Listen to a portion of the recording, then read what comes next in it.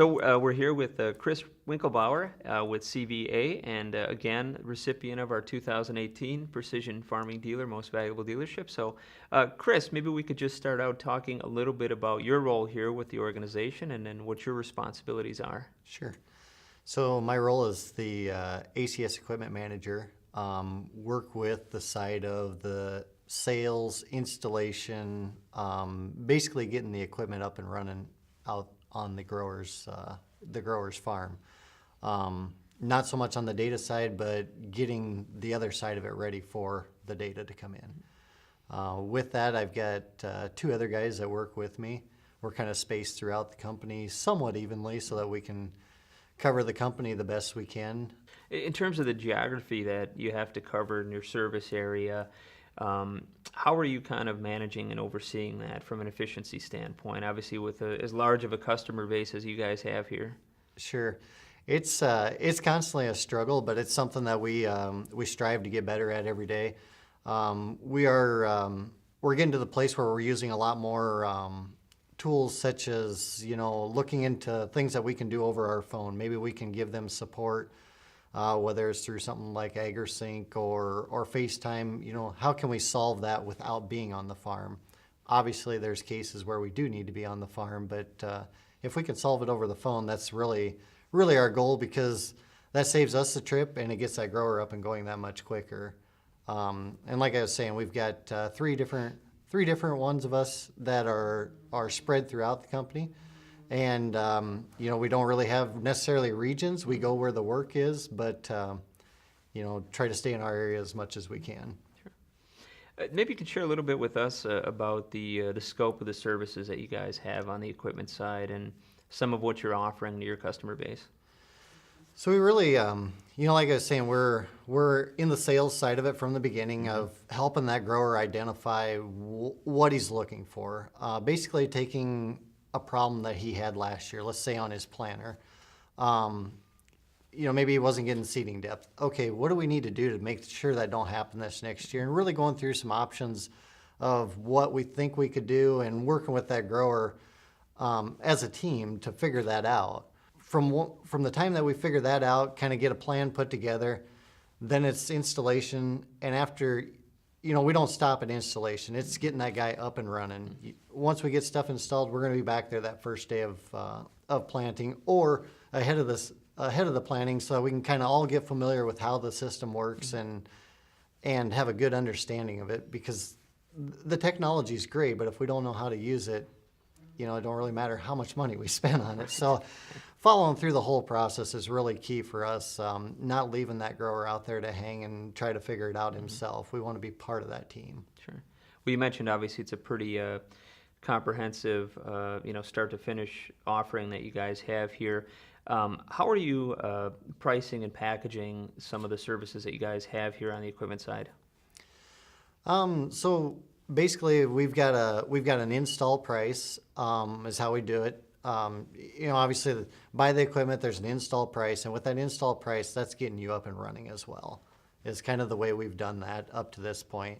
Now, the next year, then maybe there'd be some additional fees at that point, but we don't really want to charge for that. We want it all to be one package, because we don't want the guy to think, well, you know what, maybe I can get this up and going by myself, which he may be able to, but we really want to be a team player with him and make sure that is operating like it's supposed to. Mm-hmm. What's the typical cost then for maybe a service? Maybe you have a couple of examples for how you guys price out things. So we've got an hourly rate that we do, I'm going to say year 2 and on, of if we're out there, and we basically just charge when we get to the farm. We've got an hourly rate. We've got some set fees that, if it's a downforce system, we've got, depending on how many rows it is, we've got basically a set fee that we will do on that side of it. Yield monitor, steering system, we've got set fees that we go with. Okay. Talk a little bit about some of the growth you've seen on the equipment side over the last couple of years. I know it's been a challenging environment for a number of dealers, but maybe you guys have seen something that's obviously been useful and working for you. It's been challenging, but on the same side, I think it's been a lot more fun. The guys that are looking for the equipment now are looking because they have an issue out in the field. And working tight with them on what's the ROI of the product that we're bringing to them, what's it going to do on their farm, and that grower is heavily involved with wanting to make that work too. So it's in the last couple of years we have had growth. It's been kind of a down economy right now, you might say, but I think there's still a lot of potential out there. There's a lot of things that we can do better. So, if the markets aren't there, what are we going to do? We need to raise more grain. We need to do what we can on our side and take advantage of every acre that's out there. And I think that's the side that we've seen is just working heavily with that grower to what's the next step? What's the weakest link on your farm? How can we get you to that next step? And working close with them on that. Sure. How are you guys kind of showcasing or proving that ROI when it comes to the equipment side of things? So we've got a few different, obviously there's some of the data out there floating around, but we've got our answer plots that we've worked pretty heavily with. Our R&D coordinator has been nice enough to do a lot of trials in those plots for us so that we can start putting some numbers to what we're talking about. We can get information anywhere, but it's kind of nice when it's in our backyard. Okay, here's what we're seeing. And with that, here's a couple things that we did just try to, kind of break the system. What does the extreme show us, Just having that data and then also having the plots that we can take growers out to and be like, here's what we're seeing, let's walk out there together and take a look at this. So looking at, maybe some of the challenges that you guys are facing, what do you see as some of the biggest obstacles to continuing that growth and progressing, especially on the hardware side, which I know, is an increasingly challenging environment for a lot of dealers? There's always plenty of obstacles. It's just kind of figuring out how do we get around them? How do we work with them, right? Like we talked, economy obviously is going to be the one that comes to the top of the table there, but I think really working with that grower and seeing where we can bring an ROI and how we can fix a problem is where we need to focus.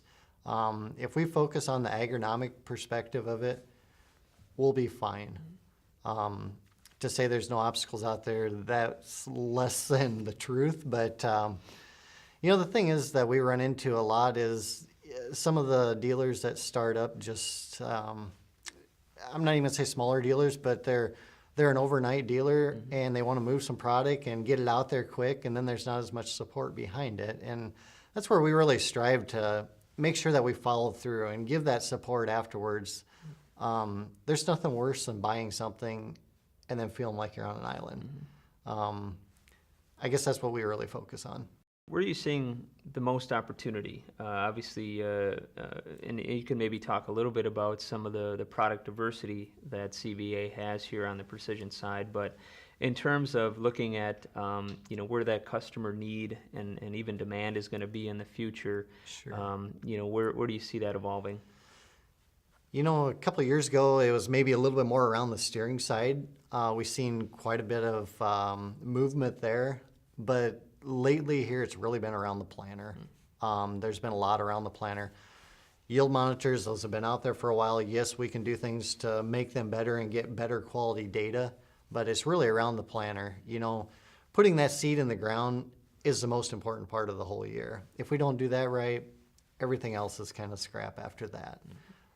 So we've had a lot of focus around the planter, and that's been a lot of our conversations with growers is, looking at the downforce side, our seeding depth, our singulation, what can we do to improve that? In some cases, just getting something in the grower's hands so that they can see, do I have a problem? Don't I have a problem? And instead of waiting until the crop comes up and be like, oh, wow, this ain't good. So yeah, that's kind of the side that we're seeing the most movement on is probably the planters. From a supplier standpoint, talk a little bit about what you're seeing, with some of the companies that you're working with and the relationships you have with them. So we work with Yield 360, Precision Planning, and Ag Leader are basically our our biggest vendors that we work with. Precision Planting, they've got a pretty wide variety of things that they're working on right now. They are really, there's a lot of stuff coming. And I think that's where we need to be on the planning side. They're constantly innovating and coming up with new things, and there's a lot of stuff to come yet that we haven't even thought about. You know, multi-hybrid planting is something that's a little bit newer in our area. It's been out there for a little bit from Precision Planting, and I think some of that stuff is where we really need to think outside of the box. Things that, you know, in our business, things that they really can't get at the OEM level. Or what can we take from the OEM and step it up a notch? Then looking at, I guess, some of the specialization with products now, and that seems to be a movement that, you know, is certainly happening within the precision industry, but whether it's from the data side or the product side, where do you see some areas that, you know, you guys can look to maybe expand into, that there's a need in your region for some of the products that might be out there and available? You know, obviously it's about how we can get the data back from whether we're planting, harvesting, whatever. How can we get that data streamlined so that we can get it in touch or get it in the hands of that trusted advisor? That's probably one of the biggest things that I see right now. With that, then having that connection of what we're doing on that farm, you know, whether it's getting the right tool in the grower's hands so he can see what is actually happening as he's planting. I see those two kind of being the main ones that we're working on right now and have been working on. It's just constantly building up from there. Thank you, Chris. It's a pleasure visiting with you here today. Congratulations again on the 2018 honor. Thank you.